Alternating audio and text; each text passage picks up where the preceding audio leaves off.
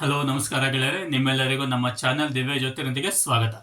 ನೀವಿನ್ನು ನಮ್ಮ channel subscribe ಮಾಡ್ಕೊಂಡಿಲ್ಲ ಅಂತಂದರೆ ಅಥವಾ ಇದೇ ಫಸ್ಟ್ ವಿಡಿಯೋ ನೀವು ನೋಡ್ತಾ ಇದ್ರೆ ಕೆಳಗೆ ಕಾಣ್ತಾ ಇರುವ ಸಬ್ಸ್ಕ್ರೈಬ್ ಬಟನ್ ಕ್ಲಿಕ್ ಮಾಡಿ, ನಂತರದಲ್ಲಿ ಪಕ್ಕಕ್ಕಿರೋ ಬೆಲ್ ಐಕಾನ್ ಕ್ಲಿಕ್ ಮಾಡಿ. ಅದರ ಮೂಲಕ ನಾವು ಅಪ್ಲೋಡ್ ಮಾಡೋ ಹೊಸ ವಿಡಿಯೋಗಳು ನಿಮಗೆ ನೋಟಿಫಿಕೇಶನ್ ಬರುತ್ತೆ. ಅದನ್ನು ಅತಿ ಶೀಘ್ರ ಓಪನ್ ಮಾಡಿಕೊಂಡು ವಿಷಯನ ತಿಳ್ಕೊಳ್ಬೋದು. ನಿಮ್ಮೆಲ್ಲರಿಗೂ ಮತ್ತೊಮ್ಮೆ ಪಂಡಿತ್ ಸುದರ್ಶನ್ ಭಟ್ ಮಾಡ್ತಾ ಇರುವಂತಹ ಅಭಿನಂದನೆಗಳು. ಇವತ್ತಿನ ವಿಷಯದಲ್ಲಿ ನಾವು ಒಂದು ತಿಥಿಗಳು ಅಥವಾ ಮುಹೂರ್ತಗಳನ್ನು ನೋಡುವಾಗ ಹಿಂದಿನ ವಿಡಿಯೋದಲ್ಲಿ ನಾವು ಅರ್ಧ ವಿಷಯವನ್ನು ತಿಳ್ಕೊಂಡಿದ್ವಿ. ಹೇಗೆಲ್ಲ ಮುಹೂರ್ತಗಳನ್ನು ನೋಡ್ತೇವೆ, ಮುಹೂರ್ತ ನೋಡಲಿಕ್ಕೆ ಏನೆಲ್ಲ ಇದನ್ನ ಬ್ಯಾಕ್ಗ್ರೌಂಡ್ ನೋಡಬೇಕು, ಏನೆಲ್ಲ ವಿಷಯಗಳನ್ನು ಚೆಕ್ ಮಾಡಬೇಕು ಅನ್ನುವಂಥದ್ದು. ಇವತ್ತಿನ ಒಂದು ವಿಷಯದಲ್ಲಿ ಮುಂದುವರೆದ ಭಾಗ ಅಂತಂದ್ರೆ ಪ್ರತಿ 16 ಮಿತಿಗಳಿಗೆ ಅಥವಾ 16 ತಿಥಿಗಳಿಗೆ ಅಭಿಮಾನಿ ದೇವತೆಗಳು ಅಂತಿದ್ದಾರೆ, ಹಾಗೆ ಗ್ರಹ ದೇವತೆಗಳು ಅಂತ ಇದ್ದಾರೆ. ಈ ಅಭಿಮಾನಿ ದೇವತೆಗಳು ಮತ್ತೆ ಗ್ರಹ ದೇವತೆಗಳು ಯಾರ್ಯಾರಪ್ಪ ಅನ್ನುವಂಥದ್ದನ್ನ ನಾವು ನೋಡ್ತಾ ಹೋಗೋಣ. ಮತ್ತೆ ನಾವು 5 ವಿಧಗಳಿವೆ, ಮಿತಿಗಳಲ್ಲಿ 5 ವಿಧಗಳಿವೆ.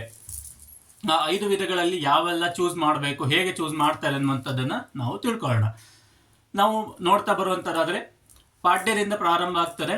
ಪಾಡ್ಯದಿಂದ ನೋಡ್ತಾ ಹೋದ್ರೆ ಪಾಡ್ಯ ಅಥವಾ ಪ್ರತಿಪದಕ್ಕೆ ನಮಗೆ ಅಗ್ನಿ ಅಭಿಮಾನಿ ದೇವತೆ ಆಗಿರ್ತಾರೆ, ಹಾಗೆ ಸೂರ್ಯ ಇಲ್ಲಿ ಗ್ರಹ ದೇವತೆ ಆಗಿರ್ತಾರೆ. ಇನ್ನು ದ್ವಿತೀಯ ಅಥವಾ ಬಿದಿಗೆಗೆ ನಾವು ನೋಡೋದಾದ್ರೆ ಅಭಿಮಾನಿ ದೇವತೆ ಬ್ರಹ್ಮ ಆಗಿರ್ತಾರೆ, ಹಾಗೆ ಗ್ರಹ ದೇವತೆ ಚಂದ್ರ ಆಗಿರ್ತಾರೆ.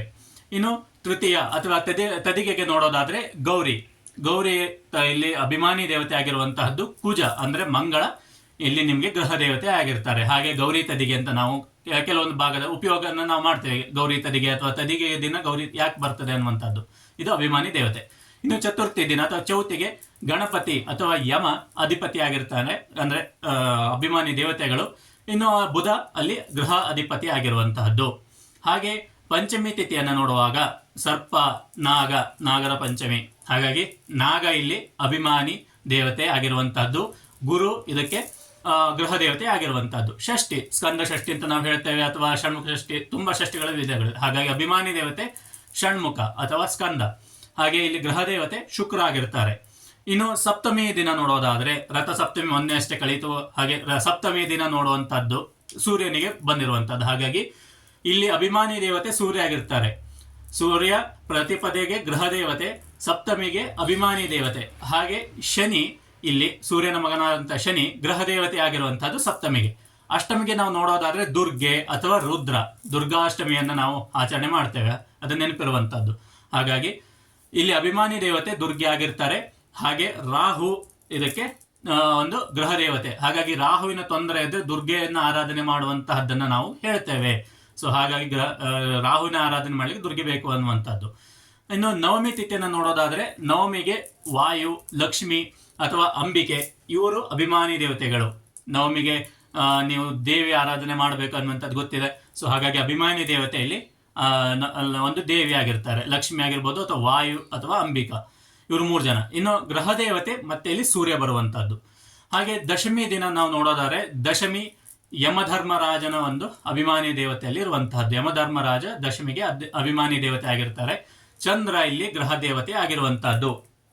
ಹಾಗೆ ಏಕಾದಶಿ ದಿನ ವಿಷ್ಣು ಆಗಿರ್ತಾರೆ ಅಥವಾ ರುದ್ರದೇವರು ಆಗಿರ್ತಾರೆ, ಅಥವಾ ವಿಶ್ವದೇವರು ಅನ್ನಂತ ನಾವು ಹೇಳ್ತೇವೆ. ಇದು ಅಭಿಮಾನಿ ದೇವತೆ ಆಗಿರ್ತಾರೆ. ಏಕಾದಶಿ ದಿನ ನಾವು ಉಪವಾಸ ಮಾಡ್ತೇವೆ ವಿಷ್ಣುವಿನ ಆರಾಧನೆಗಾಗಿ, ಅದು ನೆನಪಿರುವಂತಹದ್ದು. ಹಾಗಾಗಿ ಇಲ್ಲಿ ವಿಶ್ವದೇವರು ಅಥವಾ ರುದ್ರದೇವರು ವಿಷ್ಣು ಅಭಿಮಾನಿ ದೇವತೆಗಳು ಆಗುವಂಥದ್ದು. ಹಾಗೆ ಕುಜ ಅಥವಾ ಮಂಗಳ ಇಲ್ಲಿ ಗೃಹ ದೇವತೆ ಆಗಿರ್ತಾರೆ. ದ್ವಾದಶಿ ದಿನ ನಾವು ನೋಡೋದಾದ್ರೆ ಮತ್ತೆ ವಿಷ್ಣು ದೇವರ ಆರಾಧನೆ ಬರ್ತದೆ. ದ್ವಾದಶಿ ದಿನ ವಿಷ್ಣು ದೇವರೇ ಇಲ್ಲಿ ನಿಮಗೆ ಅಭಿಮಾನಿ ದೇವತೆ ಆಗಿರುವಂತಹದ್ದು. ಬುಧ ಇದಕ್ಕೆ ಗೃಹ ದೇವತೆ, ಯಾಕೆಂದ್ರೆ ಬುಧನ ತೊಂದರೆ ಇದ್ದಾಗ ವಿಷ್ಣುವಿನ ಆರಾಧನೆ ಮಾಡಬೇಕು ಅನ್ನುವಂಥದ್ದು ಬರ್ತದೆ. ಹಾಗಾಗಿ ಬುಧನಿಗೆ ದೇವರು ವಿಷ್ಣು, ಹಾಗಾಗಿ ಬುಧ ಇಲ್ಲಿ ಗೃಹ ದೇವತೆ ಆಗಿರ್ತಾನೆ. ಇನ್ನು ತ್ರಯೋದಶಿ ದಿನ ನಾವು ನೋಡೋದಾದ್ರೆ ತ್ರಯೋದಶಿಗೆ ಕಾಮದೇವ ನಿಮಗೆ ಇಲ್ಲಿ ಅಭಿಮಾನಿ ದೇವತೆ ಆಗಿರ್ತಾನೆ. ಗುರು ಇದಕ್ಕೆ ಗೃಹ ದೇವತೆ ಆಗಿರ್ತಾರೆ. ಹಾಗೆ ಚತುರ್ದಶಿ ದಿನ ನಾವು ನೋಡೋದಾದ್ರೆ ಶಿವ ಅಥವಾ ಕಾಳಿಯನ್ನ ಚತುರ್ದಶಿ ದಿನ ನಾವು ಆರಾಧನೆ ಅಥವಾ ಅಭಿಮಾನಿ ದೇವತೆಯಾಗಿ ತಗೊಳ್ತೇವೆ. ಶುಕ್ರನನ್ನ ಗೃಹ ದೇವತೆಯಾಗಿ ತಗೊಳ್ತೇವೆ. ಇನ್ನು ಹುಣ್ಣಿಮೆ ಅಥವಾ ಪೌರ್ಣಿಮೆ ದಿನ ಅಭಿಮಾನಿ ದೇವತೆ ನಿಮಗೆ ಇಲ್ಲಿ ಚಂದ್ರ, ಯಾಕೆಂದ್ರೆ ಸಂಪೂರ್ಣವಾದಂತಹ ಇದನ್ನ ಪಡೆದಿರ್ತಾನೆ. ಒಂದು ಚಂದ್ರನ ಶಕ್ತಿ ಸಂಪೂರ್ಣವಾಗಿರ್ತದೆ ಹುಣ್ಣಿಮೆ ದಿನ. ಹಾಗಾಗಿ ಚಂದ್ರ ಅಭಿಮಾನಿ ದೇವತೆ, ಹಾಗೆ ಗೃಹ ದೇವತೆ ಶನಿಯಾಗಿರ್ತಾರೆ. ಇನ್ನು ಅಮಾವಾಸ್ಯ ದಿನ ಪಿತೃದೇವತೆಗಳು ಅಂದ್ರೆ ನಮ್ಮ ಪೂರ್ವಜರು. ಪಿತೃದೇವತೆಗಳು ಅಂದ್ರೆ ಬೇರೆ ಯಾರು ಅಲ್ಲ, ನಮ್ಮ ಪೂರ್ವಜರು. ನಿಮ್ಮ ಪೂರ್ವಜರು, ನಿಮಗೆ ನಿಮ್ಮ ಪೂರ್ವಜರು, ನಮಗೆ ನಮ್ಮ ಪೂರ್ವಜರು ಅನ್ನುವಂತಾರೆ ಪಿತೃದೇವತೆಗಳು. ಪಿತೃದೇವತೆಗಳು ಅಂತ ನಾವು ಕರಿತೇವೆ ಅವರನ್ನ ಸಾಮಾನ್ಯವಾಗಿ. ಪಿತೃದೇವತೆಗಳು ಅಂದ್ರೆ ನಮ್ಮ ಪೂರ್ವಜರು, ಅವರೇ ಅಭಿಮಾನಿ ದೇವತೆಗಳು ಅಮಾವಾಸ್ಯ ದಿನ ಆಗಿರ್ತಾರೆ. ಇದಕ್ಕೆ ರಾಹು ಒಂದು ಗ್ರಹ ದೇವತೆ ಆಗಿರ್ತಾನೆ. ಸೊ ಇದಿಷ್ಟು ನಿಮಗೆ ಅಭಿಮಾನಿ ದೇವತೆಗಳು ಮತ್ತೆ ಗ್ರಹ ದೇವತೆಗಳು ಇರುವಂತಹದ್ದು ಯಾವ್ಯಾವ ಷೋಡಶ ತಿಥಿಗಳಲ್ಲಿ ಇರುವಂತಹದ್ದು. ಹಾಗೆ ತಿಥಿ ಅಥವಾ ಮಿತಿಗಳಲ್ಲಿ 5 ಭೇದಗಳಿವೆ.